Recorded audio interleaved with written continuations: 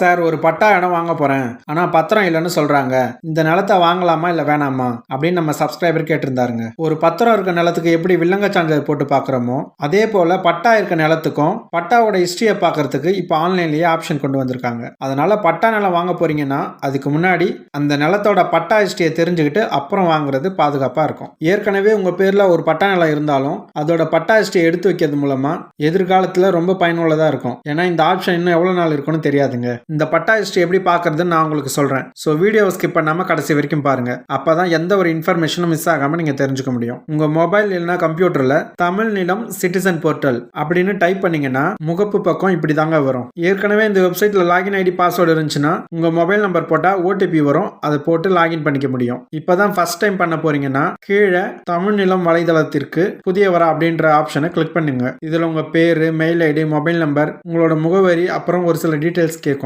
அதை கொடுத்து நீங்க புதுசா லாகின் பண்ணி உள்ள போலாம். திரும்ப முகப்பு பக்கத்துல போய் மொபைல் நம்பரை கொடுத்து ஓடிபி வரும். அதை டைப் பண்ணி உள்ள லாகின் பண்ணலாங்க. ஒன்ஸ் லாகின் பண்ண பிறகு உங்க பேர், அப்பா பெயர், முகவரி, இமெயில் ஐடி, மொபைல் நம்பர் இது எல்லாத்தையும் கொடுத்து விண்ணப்பிக்க சொல்லும். இதன் பிறகு கீழே என்னென்ன சேவைகள் இருக்கோ அது எல்லாத்தையும் காட்டும். இதுல உட்பிரிவற்ற பட்டா, உட்பிரிவு இது போன்ற சேவைகள் இருக்கு. ஆனா இப்ப நம்ம பார்க்க போறது முந்தைய பட்டா மாறுதல் விவரங்களை, அதாவது பட்டா ஹிஸ்டரி. இந்த ஆப்ஷனை தான் இப்ப நம்ம பார்க்க போறோம். இந்த ஆப்ஷனை கிளிக் பண்ணிக்கோங்க. இதன் பிறகு உங்க பெயர், மொபைல் நம்பர், என்ன சேவைக்காக விண்ணப்பம் போடுறீங்க, அதுக்கு எவ்வளவு செலவாகும் அப்படின்ற விவரங்கள் தெளிவாக கொடுத்திருப்பாங்க. அதாவது நீங்க அப்ளை பண்றதுக்கான அப்ளிகேஷன் ஃபீஸ் 60 ரூபாய். அதுக்கப்புறம் நீங்க எத்தனை வருஷத்துக்கு பட்டா வரலாறு கேட்குறீங்களோ அதுக்கு ஏற்ற மாதிரி ஆண்டுக்கு 50 ரூபாய் அப்படின்னு பே பண்ற மாதிரி இருக்கும். ஒரு எடுத்துக்காட்டுக்கு ஒரு வருஷத்துக்கு நீங்க பட்டா வரலாறு பார்க்கணும்னா 50 ரூபாய் கட்டணம் செலுத்தணும், கூட அப்ளிகேஷன் ஃபீஸ் 60 ரூபாய். இதுவே 5 வருஷத்துக்குன்னா 250 ரூபாய் கட்டணம் செலுத்தணும், கூட அப்ளிகேஷன் ஃபீஸ் 60 ரூபாய் சேர்த்து செலுத்தணுங்க. அடுத்து கிளிக் பண்ணீங்கன்னா நிலத்தோட விவரம் கேட்கும். அதுல மாவட்டம், வட்டம், கிராமம்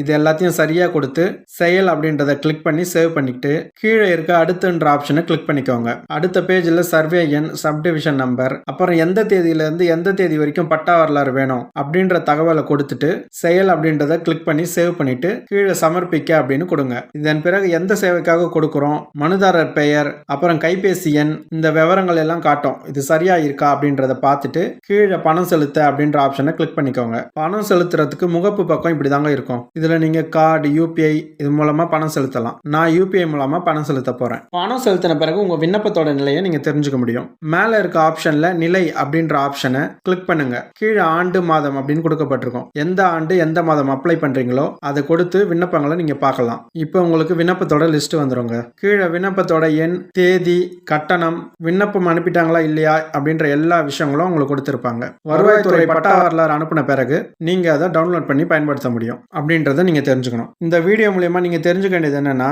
நீங்க ஒரு பட்டா நிலம் வாங்க போறீங்கன்னா அது யார் யார் பேர்ல இருந்து இப்போ கடைசியா இருக்க ஓனருக்கு மாறி இருக்கு அப்படின்ற விவரங்களை நீங்க தெரிஞ்சுக்க முடியும். ரெண்டாவதா இப்படி நீங்க பட்டா ஹிஸ்டரியை தெரிஞ்சுக்கிறது மூலமா பட்டா மாறுதல் நடந்த ஒவ்வொரு சமயமும் நிலத்தோட அளவு சரியா தான் இருந்திருக்கா அப்படின்றத நீங்க தெரிஞ்சுக்க முடியும். உங்க பூர்வீக சொத்தா இருந்து வேறு நபருக்கு பட்டா மாறி இருந்தாலும் இந்த பட்டா ஹிஸ்டரி எடுத்து டவுன்லோட் பண்ணி பார்த்து நீங்க எப்ப மாறிச்சு, எப்படி மாறிச்சு அப்படின்றத தெரிஞ்சுக்க முடியும். இந்த வீடியோ உங்களுக்கு யூஸ்ஃபுல்லா இருக்கும்னு நினைக்கிறேன். அப்படி யூஸ்ஃபுல்லா இருந்துச்சுன்னா ஒரு லைக் பண்ணிட்டு உங்க ஃப்ரெண்ட்ஸ் அண்ட் ஃபேமிலிக்கு ஷேர் பண்ணுங்க. இந்த மாதிரி லீகல் இன்ஃபர்மேஷன் தெரிஞ்சுக்க நம்ம சேனலை சப்ஸ்கிரைப் பண்ணிக்கோங்க. மறக்காம பக்கத்தில் இருக்க பெல் ஐக்கானை கிளிக் பண்ணி வச்சுக்கோங்க. நிலம் சம்பந்தமா நம்ம சேனல்ல நிறைய வீடியோ போட்டிருக்கேன். அதெல்லாம் போய் கட்டாயம் பாருங்க.